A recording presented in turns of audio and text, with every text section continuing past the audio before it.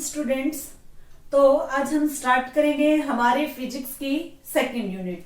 ठीक है, तो देखिए सेकंड यूनिट जो है और चैप्टर आपका रहेगा थर्ड चैप्टर, जिसका नाम है करंट इलेक्ट्रिसिटी।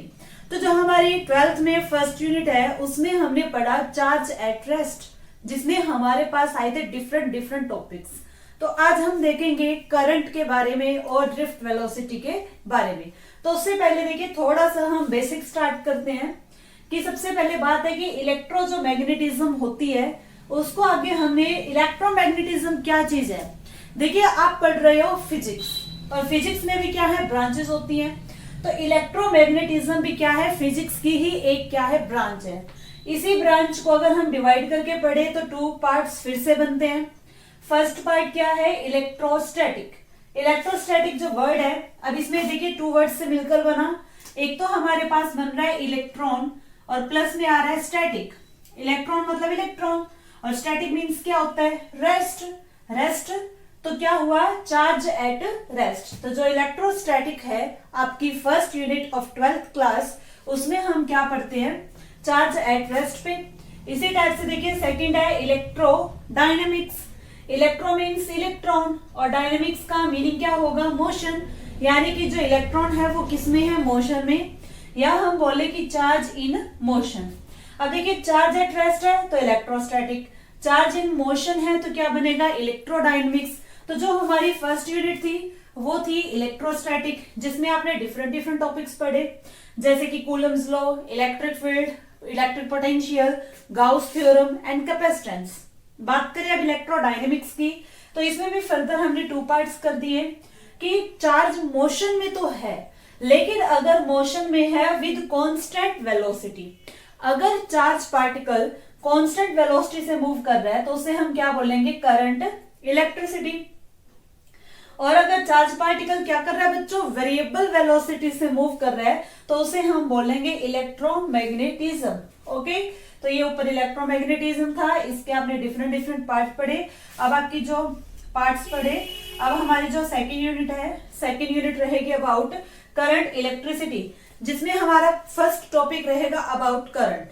करंट क्या होता है, ऐसा यूनिट क्या होती है, स्केलर है या वेक्टर है, करंट के ऊपर न्यूमेरिकल्स करेंगे। उसके बाद आएगा हमारे पास सेकंड पार्ट पढ़ेंगे आज हम ड्रिफ्ट वेलोसिटी, जो कि सीबीएसई बोर्ड के अकॉर्डिंग या एचबीएसई के बोर्ड के अकॉर्डिंग लो, तो दोनों ही बोर्ड के अकॉर्डिंग काफी इंपॉर्टेंट है। ठीक है बच्चों, अब हम पढ़ेंगे अबाउट करंट। तो फर्स्ट ऑफ ऑल बात करते हैं कि देखिए एक होता है करंट, एक होता है इलेक्ट्रिक करंट। तो अगर हम बात करें कि करंट क्या होता है, तो करंट जस्ट क्या होता है, फ्लो ऑफ इलेक्ट्रॉन्स। देखिए करंट क्या होगा, फ्लो ऑफ इलेक्ट्रॉन्स। लेकिन जब आप करंट के आगे लगा दोगे इलेक्ट्रिक करंट, तो इलेक्ट्रिक करंट क्या बन जाएगा, इलेक्ट्रिक वर्ड आने से बन जाएगा rate of flow of charge. यानी कि इलेक्ट्रिक करंट क्या होता है, it is defined as rate of flow of charge. अब इस रेट का क्या मतलब है, जब भी बात की जाती है रेट की फिजिक्स में, तो रेट का मीनिंग होता है डी बाय डी टी। यानी कि कोई क्वांटिटी टाइम के साथ क्या हो रही है, चेंज हो रही है। तो रेट का मतलब होता है डी बाय डी टी। तो देखिए क्या बनेगा, अब फॉर्मूला देखिए, ये तो डेफिनेशन थी, इलेक्ट्रिक करंट यानी कि electric current is equal to charge flow by में क्या होगा, टाइम होगा। भाई किसी कंडक्टर में कितने टाइम में कितना चार्ज फ्लो होगा, वही तो क्या होगा, करंट होगा। चार्ज को हम डिनोट किससे करते हैं, क्यू से। आपने फर्स्ट यूनिट में यही पढ़ा कि जो चार्ज होता है उसे क्यू से डिनोट किया जाता है। टाइम क्या होगा, टी। हमने फर्स्ट यूनिट में ये भी पढ़ा कि जो चार्ज होता है वो क्वांटाइज्ड होता है, यानी कि हर ऑब्जेक्ट पे चार्ज डिस्क्रीट होता है, या यूं बोलिए कि हर ऑब्जेक्ट पे चार्ज कितना होगा, जो हमारा फंडामेंटल चार्ज है यानी कि इलेक्ट्रॉन, उसका इंटीग्रल मल्टीपल। यानी कि क्यू की वैल्यू क्या होती है, एन ई बाई में क्या होगा, टी। अब बच्चों यहाँ पर एन क्या है, ई क्या है, तो एन क्या है, नंबर ऑफ इलेक्ट्रॉन्स, और एन हमेशा क्या होना चाहिए, इंटीजर। इसी टाइप से ई क्या होगा, इलेक्ट्रॉन पर चार्ज। अब इलेक्ट्रॉन पे चार्ज कितना होता है ये तो आपको पता होना चाहिए, 1.6 10 की पावर -19 कूलम। अब चलिए ये तो था इलेक्ट्रॉन का, इलेक्ट्रॉन की डेफिनेशन, इलेक्ट्रॉन का फॉर्मूला। अब हम बात करें 2 फॉर्मूलों की और। अगर हमें न्यूमेरिकल में ये दिया जाए कि calculate average current, it means I average. हाँ जी बच्चों, ये भी ध्यान रखें कि जो इलेक्ट्रिक करंट है उसे आई से डिनोट किया जाता है। आई एवरेज कितना होगा, देखिए इस ट्रायंगल वाले साइन को हम बोलते हैं delta. Delta Q divided by क्या होगा, डेल्टा टी। ठीक है, एवरेज है तो क्या आएगा, डेल्टा आएगा। और अगर इंस्टेंटेनियस टाइम की बात की जाए, इंस्टेंटेनियस होता है at any instant, it means time को हम जीरो का अप्रोच करवाते हैं। अगर आप इसी को क्या करोगे, del Q by del T के आगे हम लिमिट लगा दे और लिमिट में हम डेल्टा टी को क्या कर देते हैं, जीरो का अप्रोच, तो डेल्टा किस में कन्वर्ट हो जाता है, डी में। और ये क्या होता है, डेरिवेटिव, यानी कि इंस्टेंटेनियस करंट क्या होगा, D Q by D T. तो आपको इन सिंबल्स का ध्यान रखना है, एवरेज में ट्रायंगल है, इंस्टेंटेनियस में डी है। तो ये था करंट के बारे में। अभी करंट के हम अदर पॉइंट्स भी करते हैं। देखिए करंट कैसी क्वांटिटी है, स्केलर क्वांटिटी। लेकिन यहाँ पर आप एक बार रुकिए, करंट की बात करें बच्चों, करंट का मैग्नीट्यूड होता है, बिल्कुल होता है। आप बोलते हो वायर में 2 एम्पियर का करंट है, वायर में 3 एम्पियर का करंट है, ठीक है, मैग्नीट्यूड है। करंट के पास डायरेक्शन भी है। क्या बोलते हैं हम कि करंट की डायरेक्शन बैटरी के पॉजिटिव टर्मिनल से बैटरी के किस टर्मिनल पे होती है, नेगेटिव पे। करंट की डायरेक्शन बैटरी के पॉजिटिव टर्मिनल से कहां पर होती है, नेगेटिव टर्मिनल पर। तो करंट के पास डायरेक्शन भी हुई, मैग्नीट्यूड भी हुआ, तो इसे हमने वेक्टर क्वांटिटी क्यों नहीं कहा। तो एक्सेप्शनल केस आ गया। देखिए बच्चों क्या होता है, फिजिक्स में जरूरी नहीं कि जिन क्वांटिटी के पास डायरेक्शन भी हो, मैग्नीट्यूड भी हो, फिर भी उन्हें हम वेक्टर नहीं बोलते। इसका कारण ये है कि वेक्टर के क्या होते हैं, लॉज होते हैं। आपने क्लास 11th में पढ़ा होगा कि जो वेक्टर्स होते हैं उसके काफी लॉज होते हैं। अगर कोई क्वांटिटी वेक्टर है तो उन लॉज को भी फॉलो करना होता है। तो देखिए बिकॉज करंट क्या है, जो करंट है वो do not follow vector law of addition, यानी कि जो करंट है वो वेक्टर लॉ ऑफ एडिशन को फॉलो नहीं करती। करंट इज एड्स अप, तो करंट ऐड कैसे होगा, ऐड होता है लाइक स्केलर क्वांटिटी। जैसे कि आप एग्जांपल से देखिए, मान लेते हैं इस पॉइंट पे करंट आ रहा है 2 एम्पियर का, 3 एम्पियर का, एंगल है 60 डिग्री। तो टोटल करंट कितना होगा, इन दोनों को हमने जस्ट ऐड कर दिया। इसी तरह से देखिए ये इधर करंट आया, करंट यूं गया, 90 डिग्री का एंगल है, ठीक है, 90 डिग्री का एंगल है। तो अगर आप यहाँ देखो कि वेक्टर लॉ से तो पाइथागोरस थ्योरम लगनी चाहिए थी, लेकिन यहाँ पे ऐसा कुछ नहीं होगा। करंट बन जाएगा 3 और 2 5 एम्पियर। यानी कि करंट्स में हम जो वेक्टर लॉ ऑफ एडिशंस वगैरह होते हैं वो नहीं लगाते, इसीलिए करंट को कौन सी क्वांटिटी कहा जाता है, स्केलर क्वांटिटी। तो ये भी आप ध्यान रखिए, करंट को हम टेंसर क्वांटिटी भी बोलेंगे। करंट को हम कौन सी क्वांटिटी बोलेंगे, टेंसर। अब टेंसर क्या होता है बच्चों, ऐसी क्वांटिटी जो वेक्टर होते हुए भी स्केलर कहलाती हैं। अब आपको एमसीक्यू आपके पेपर आएगा, सेमेस्टर वाइज सिस्टम बन चुका है, ठीक है, आपको ऑप्शन वाले एमसीक्यू क्वेश्चंस मिलेंगे ऑब्जेक्टिव टाइप। तो अब उसमें यह दिया हो कि करंट कैसी क्वांटिटी है। अगर आपको टेंसर दे रखा हो तो आप पहले टेंसर को टिक करोगे, अगर टेंसर ऑप्शन में नहीं होता तो हम टिक करेंगे स्केलर को। तो करंट जो होता है वो 2 टाइप्स का होता है। फर्स्ट है इलेक्ट्रिक करंट, सेकेंड है कन्वेंशनल करंट। अब देखिए एक तो बच्चों हम बोलते हैं इलेक्ट्रिक करंट, या इलेक्ट्रिक करंट को इलेक्ट्रॉनिक करंट भी कहा जाता है। सेकेंड है कन्वेंशनल करंट। इलेक्ट्रिक करंट क्या होगा, इलेक्ट्रिक करंट वो होता है जिसमें नेगेटिव चार्ज मूव करता है, यानी कि नेगेटिव चार्ज कौन, इलेक्ट्रॉन्स मूव करेंगे। इलेक्ट्रॉन्स जहां मूव करते हैं वही डायरेक्शन होती है हमारी इलेक्ट्रिक करंट, और जिस डायरेक्शन में हमारा पॉजिटिव चार्ज मूव करता है उसे हम बोलते हैं कन्वेंशनल करंट। ठीक है, अब देखिए बात करें कि इलेक्ट्रिक करंट की डायरेक्शन क्या होती है, जो हम सिंपल लैंग्वेज में बोलते हैं करंट है, करंट है, करंट है। तो उस इलेक्ट्रिक करंट की डायरेक्शन क्या होती है, बैटरी के पॉजिटिव टर्मिनल से स्टार्ट होकर नेगेटिव टर्मिनल पर जाती है। ठीक है, अब बच्चों ये भी आपको ध्यान रखना है कि किसी भी सर्किट में करंट फ्लो कब करता है, करंट फ्लो करता है high potential to low potential. तो current always flow from higher potential to lower potential. It mean circuit में पोटेंशियल डिफरेंस का होना जरूरी है करंट को फ्लो करवाने के लिए।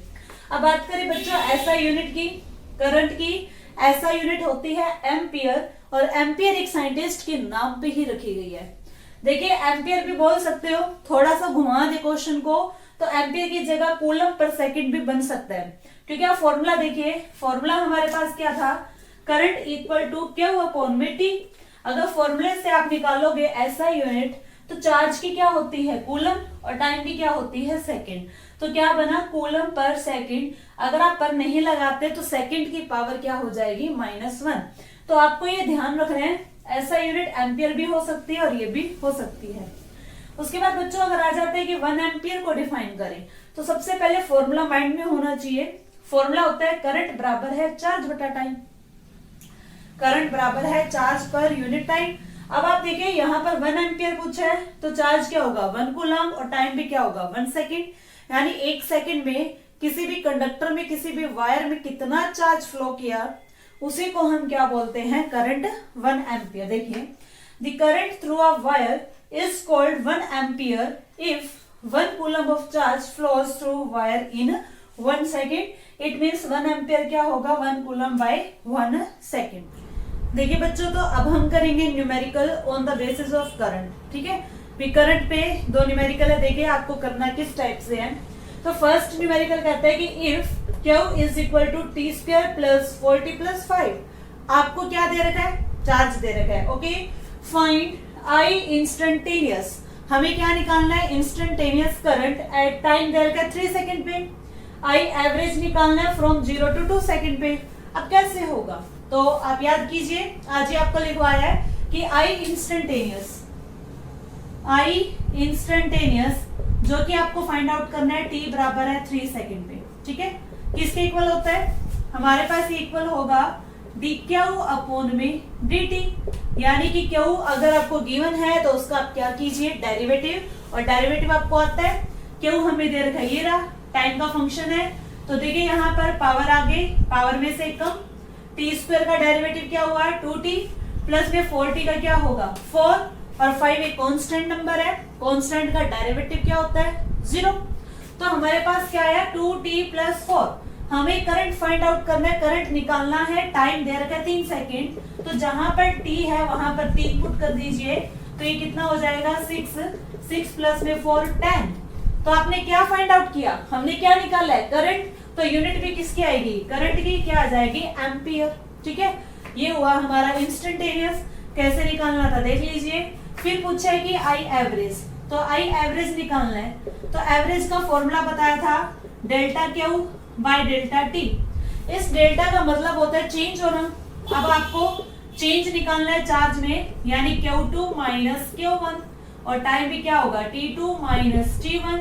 लेकिन Q2 आपको लेना कहां पर है, टाइम दे रखा है 0 सेकेंड पे, और Q1 हमें दे रखा है 2 सेकेंड पे। और यहाँ पर आपको क्या करना है, हमें यहाँ पर क्या निकालना पड़ेगा, टाइम, और टाइम भी आपको कहां से कहां पर निकालना है, टाइम हमें निकालना होगा 0 से 2 सेकेंड, यानी 0 माइनस क्या हो जाएगा 2। तो चार्ज आप 0 सेकेंड पे निकालिए, यहाँ 0 पुट कीजिए, 0 0 क्या आ गया, 5 आ गया, माइनस, अब आप यहाँ 2 पे पुट कीजिए, 2 का स्क्वायर कितना हो गया, 2 की पावर 2 4। यहाँ पर देखिए क्या होगा, 4 इंटू में प्लस में 4 दूनी 8, प्लस में 5, ऐड कर लीजिए, 5 4 9, 9 8 70, और y में क्या होगा, -2। 17 में से 5 के कितना होगा, 12, माइनस के, और नीचे माइनस के 2, तो माइनस से माइनस कट गया, तो कितना आ गया, 6 आ गया। लेकिन आपने क्या निकाला है, I निकालना है, तो यहाँ पर क्या आ जाएगा, 6 एम्पियर। तो इस तरीके से आपको निकालना होगा एवरेज करंट, और निकालना होगा इंस्टेंटेनियस करंट। तो ये आपका था फर्स्ट न्यूमेरिकल। आ जाइए सेकंड पे। अब ध्यान से देखिए, फिजिक्स में कुछ नहीं होता, न्यूमेरिकल्स की लैंग्वेज मैटर करती है। आराम से शांति से बैठ के एक बार लैंग्वेज को समझिए। देखिए क्या है, करंट दे रखा है, ठीक है, पहले चार्ज दे रखा था, अब करंट दे रखा है। Find charge flow through a cross section between 0 to 3 second, 0 से 3 सेकेंड। ये वाला हम बाद में करेंगे, पहले इसी को कर लीजिए। तो करंट और चार्ज में क्या रिलेशन होता है, करंट किसके बराबर होगा, dq बाई dt। ठीक है, करंट का फॉर्मूला लगाया, इसको मल्टीप्लाई कर दो, I इंटू में dt, और यहाँ क्या हो जाएगा, dq। या हम यूं बोले कि dq किसके इक्वल हो गया, I इंटू में dt। आपको क्या निकालना है, q निकालना है, और q के आगे क्या है, d क्या होता है, डेरिवेटिव। डेरिवेटिव को हटाना है तो दोनों साइड क्या होगा, इंटीग्रेशन होगा। तो डेरिवेटिव से इंटीग्रेशन कटा, क्या आया, टोटल चार्ज किसके इक्वल होगा, इंटीग्रेशन में करंट है, और यहाँ पर क्या है, dt। तो यहाँ पर चेंज क्या हो रहा है, टाइम। तो टाइम की लिमिट आपको दे रखी है, भी कहां से कहां निकालना है, 0 से 3। तो यहाँ हम क्या ले लेंगे, 0 से 3। करंट की वैल्यू आपको दे रखी है टाइम की फॉर्म में, तो यहाँ पर क्या होगा, क्या आ जाएगा, टी स्क्वायर प्लस 1, बाहर यहाँ पर क्या है dt, यहाँ क्या है 0 से 3।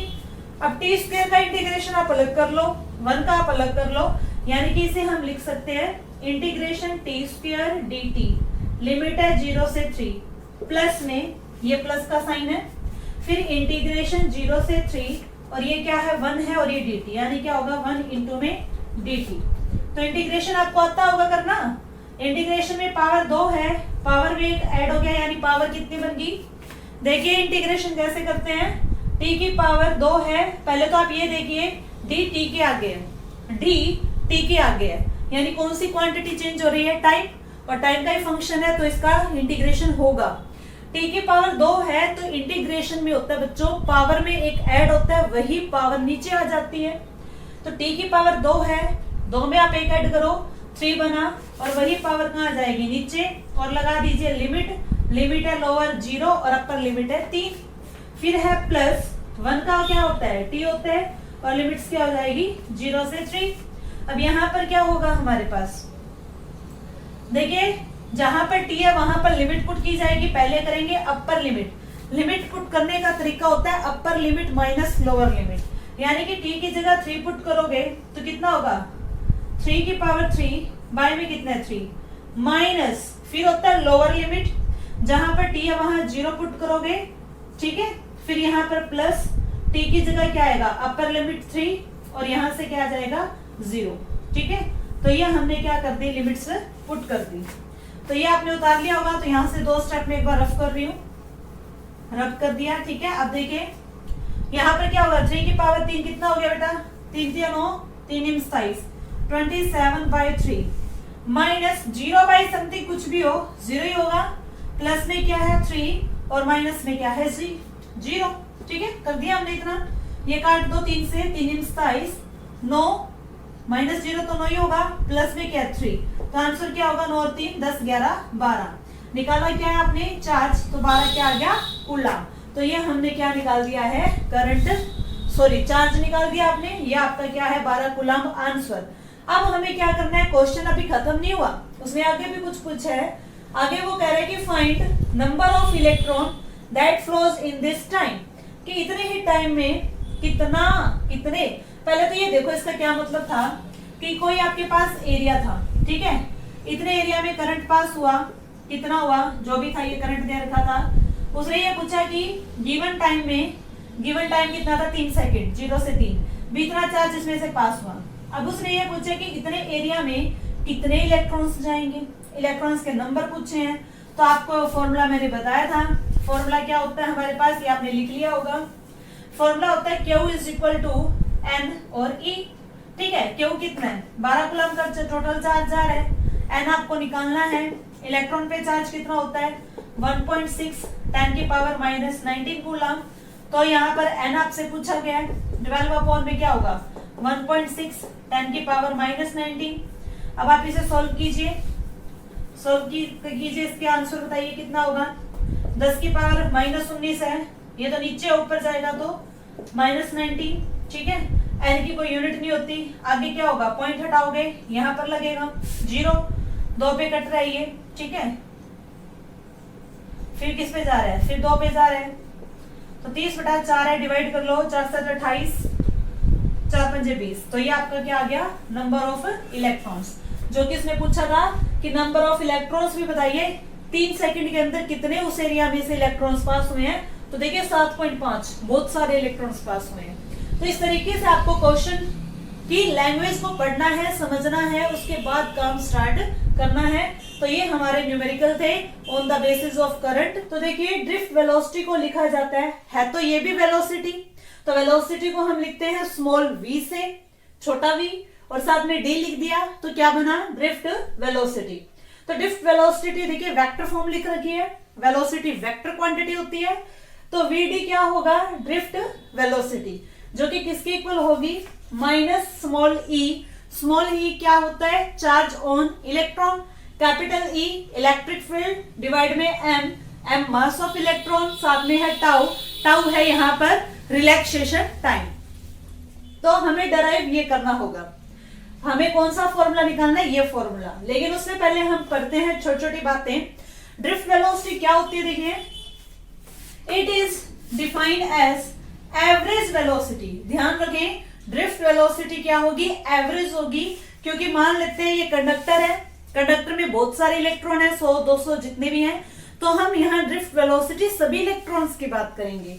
तो average velocity with which free electrons in a conductor get drifted. Drift का मतलब होता है धक्का लगना, ड्रिफ्ट हो जाते हैं under the influence of an external electric field applied across the conductor. Across का मतलब होता है किनारों पर। मान लेते हैं ये कंडक्टर है, अब कंडक्टर बोलते ही आपको समझ में क्या आया कि कंडक्टर में क्या है, इलेक्ट्रॉन्स हैं। कंडक्टर के अंदर इलेक्ट्रिक फील्ड क्या होता है, जीरो होता है, ठीक है। तो ये कंडक्टर है जिसमें इलेक्ट्रॉन्स दिखा रखा है। अब देखिए कोई भी बैटरी एक्सटर्नल कनेक्ट नहीं है, बाहर से कोई बैटरी या कोई सर्किट हमने नहीं लगा रखा।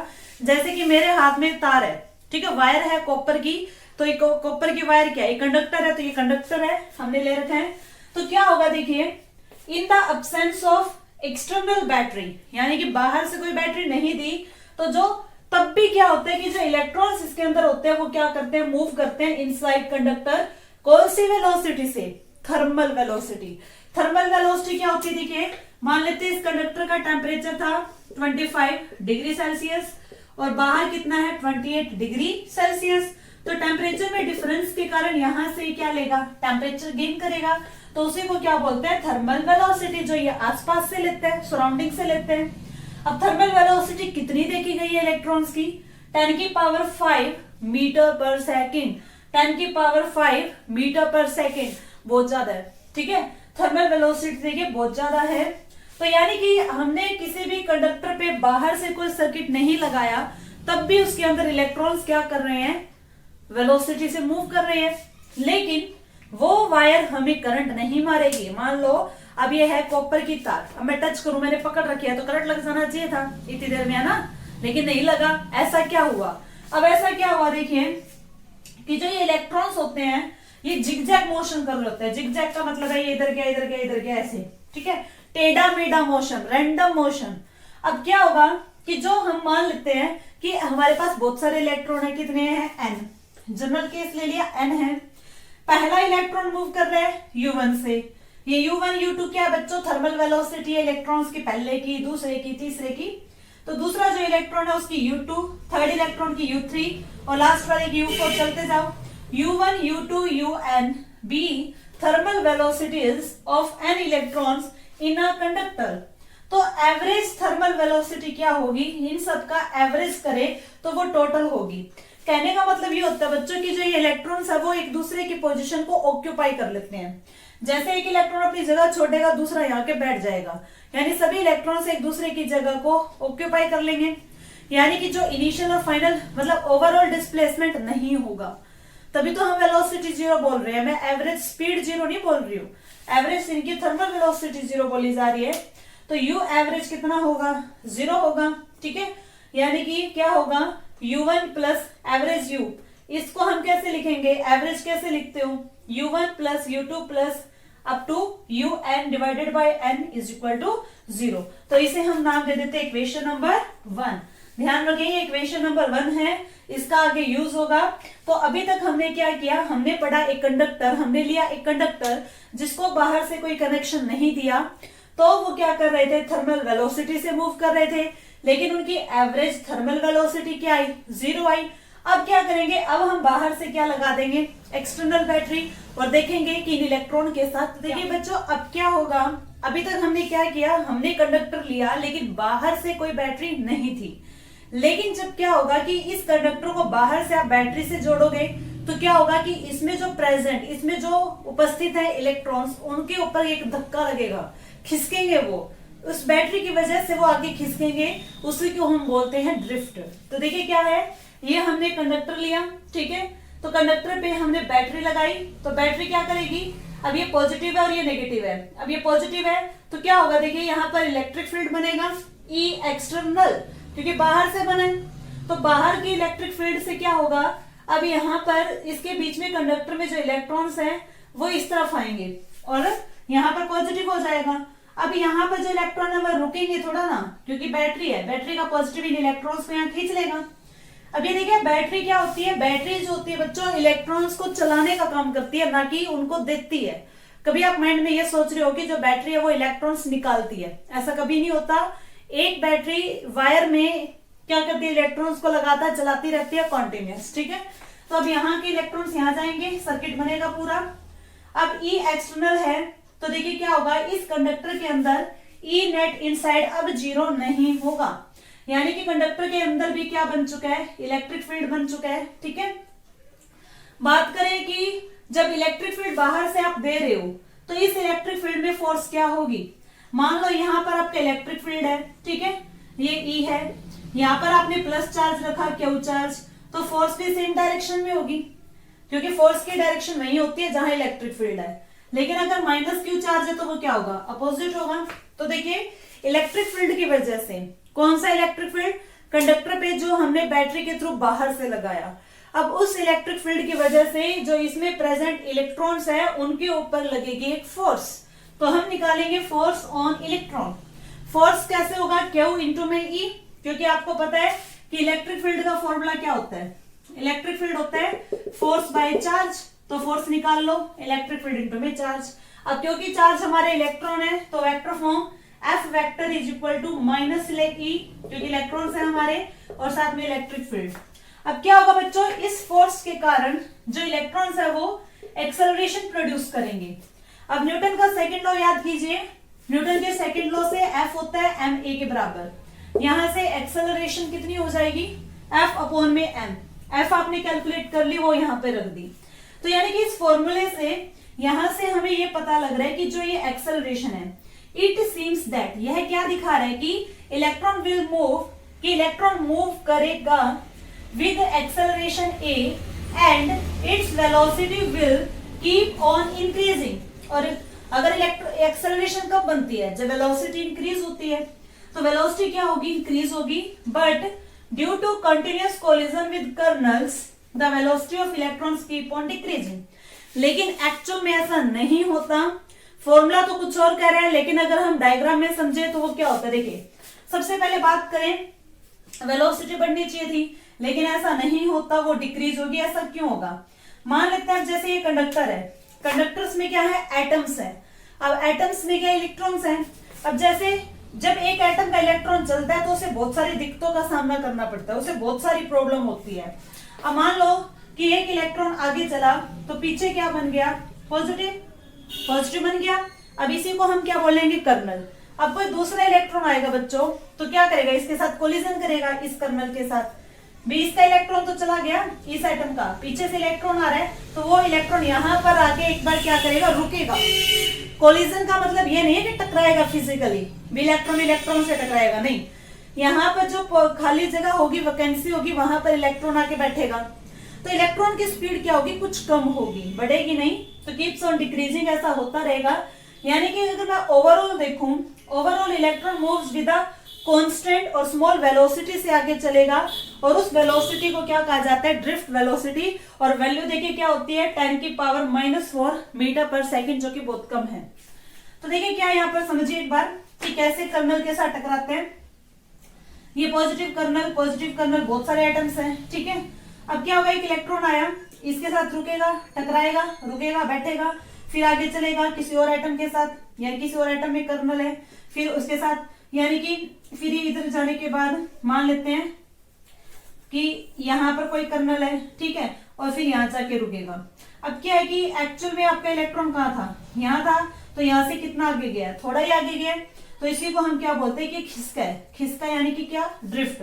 किसकी वजह से खिसका, ये भी ई एक्सटर्नल की वजह से। तो क्या होगा कि इन दो इलेक्ट्रॉन यहाँ पर आके रुका, फिर यहाँ के रुकेगा, इन दो सक्सेसिव कोलिजन के बीच में जो टाइम लगता है उसे हम क्या कहते हैं, रिलैक्सेशन टाइम।